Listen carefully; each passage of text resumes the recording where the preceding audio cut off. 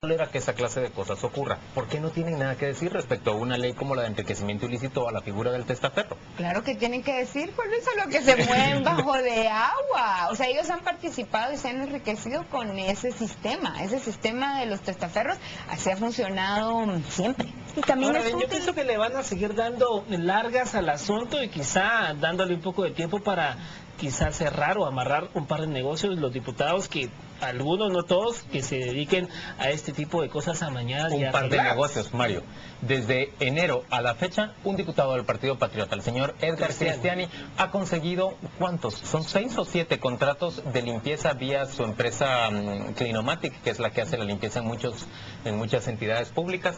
Ha conseguido todos esos contratos gracias justamente a que él está llegado al poder, porque no lograba esa cantidad de contratos cuando era opositor. Y contratos de montos bastante menores. Sí, sí, Y se habla él ni de siquiera, 15 ni millones. siquiera usó testaferro. De 15, sí. Ni siquiera ese trabajo se tomó. Ahora, también saben que otro punto es interesante que están cuestionando, que se también imponga una sanción y alta, entiendo que hasta 500,000 quetzales para el funcionario que pida mordida en buen guatemalteco, que pida que se le dé alguna comisión o para la persona que se lo ofrezca a un funcionario.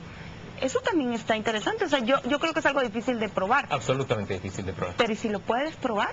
Pero, por ejemplo, el Bueno, caso sería una actualmente, maravilla. Actualmente no puedes hacer nada con eso. Bueno, por lo menos con que haya la denuncia frontal, que es lo que hay, por ejemplo, ahorita en el caso del fútbol. Sí, claro. Así es. Bueno, y que alguien se ha atrevido a salir a decir, pues a mí sí llegaron y trataron de Así involucrarme en ese caso y yo no acepté. Por eso es lo que ha dicho este jugador de fútbol. En medio de toda esta telenovela, el tablero, o sea, a mí me parece una excusa bastante ridícula. Pasó con el por parte procurador del gobierno. también, la misma excusa. Claro, y Falla entonces técnica. uno se pregunta, Y que bueno, y digan que entonces, es obsoleto. ¿cómo ha legislado el Congreso en los últimos 50 años? O sea, era un tablero imperativo para que esto entrara a conocerse. Yo leí un comunicado de quienes le ofrecen el servicio al tablero, quienes dan el mantenimiento y proveen el tablero.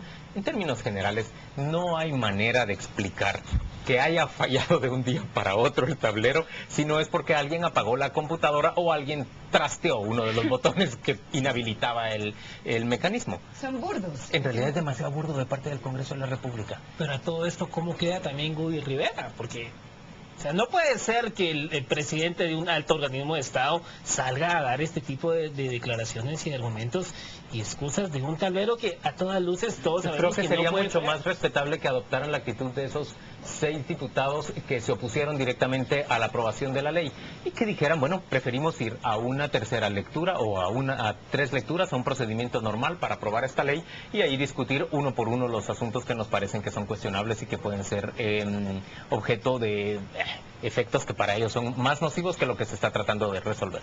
Sobre todo porque pienso yo que sí es válido que hubiesen dicho, miren señores, vamos a entrar a conocer esto, pero dennos tiempo, porque ya vimos, por ejemplo, ahorita hay que andar parchando y remendando la actualización tributaria, por aprobarla precisamente de urgencia nacional bajo presiones de todo tipo. Miren, el tablero da tanto problema. Primero que no lo querían usar. Ahora que lo tienen que usar, que no funciona. Cuando votan, que dicen los diputados que les marcan mal los votos o todo lo contrario. Que si están ausentes... Señores, Pero pero en esas esa quejas- marcha, en esas esa quejas- marcha contra la corrupción, en esa lucha, esta semana se produjo la captura de un señor que se llama Saúl Méndez. Él tiene un grado militar que yo no recuerdo con precisión, en Teniente ese momento coronel. es teniente coronel. Él actuó como funcionario, él era empleado del Estado Mayor Presidencial en la época de Alfonso Portillo y como tal es responsable de una defraudación o es corresponsabilizado de una defraudación de fondos públicos de más o menos 243 millones de quetzales. Se habla de una cifra tan alta, él habría formado junto con un hermano suyo, habría formado varias empresas que presuntamente le proveyeron al Estado Mayor Presidencial, recibieron cheques de fondos públicos y estos no habrían brindado ningún servicio o no habrían proveído ningún tipo de bien a cambio de ese dinero. Por el otro lado, se cree también que hubo una gran cantidad de bienes que compraba la Casa Presidencial en la época de Portillo que eran carísimos. Es decir, que se pagaba por unos camarones el triple de lo que se hubiera podido pagar en el mercado común. Lo que se piensa es que esta persona logró durante muchísimo tiempo evadir a la justicia porque alguien le protegía. Y no ha sido sino hasta a mitad de esta semana que conduciendo por la Séptima Avenida en la zona 9 fue capturado por agentes que le estaban siguiendo ya. ¿Cómo puede explicarse que han Perdió el pasado favor de su tantos protector. años? Perdió el tantos favor de años su para protector, ser, porque para ser capturado. ¿cómo puedes de repente de la noche a la mañana alguien te denuncia o alguien te quita la gracia y ya dejas de tener la protección? Creo que estaba investigado junto con el señor de apellido Serna, Sí. que fue enterrado como XX Así en la es, verbena, Raúl Serna. envenenado, Raúl Serna. Una historia Espantosa. Espeluznante. Totalmente lo contrario. El otro no tuvo protección, a alguien le dio miedo que delatara y prefirieron Y envenenarlo. la pregunta es, ¿qué pudo haberse hecho todo este dinero? ¿Puede seguirse la huella de estos fondos que fueron cobrados de cheques de la Tesorería Nacional? Yo creo Yo no que me puedo- tiene que poder seguirse la huella de ese dinero, a menos de que alguien haya enterrado costales de billetes bajo la cama o en un patio que se pudren encima de todo.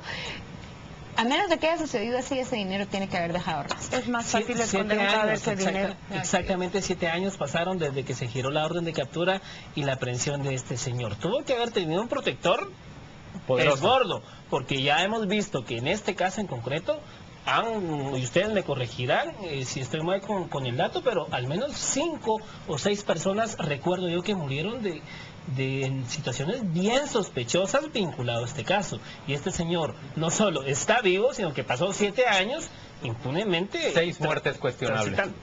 Muy bien, hemos llegado al final de este segmento. Vamos a la pausa comercial. Volvemos dentro de muy poco para ofrecerle, entre otras cosas, en nuestro tercer y último segmento del día, el listado de nominados a ganador y perdedor de la semana. Ya venimos.